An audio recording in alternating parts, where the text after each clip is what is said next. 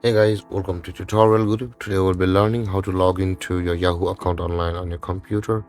And now let's dive right in. Now to log into your Yahoo account online on your computer, first open up your preferred browser as I have already opened the Google Chrome.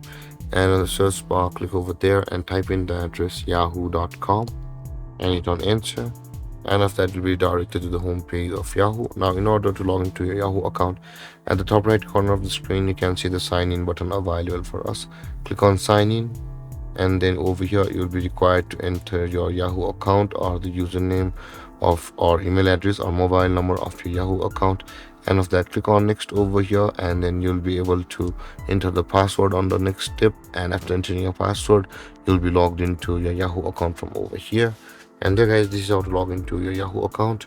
And if you have any confusions or questions regarding the topic, feel free to comment in the comment section below, and don't forget to like, subscribe and hit that bell icon for more videos. Thank you for watching guys. Peace.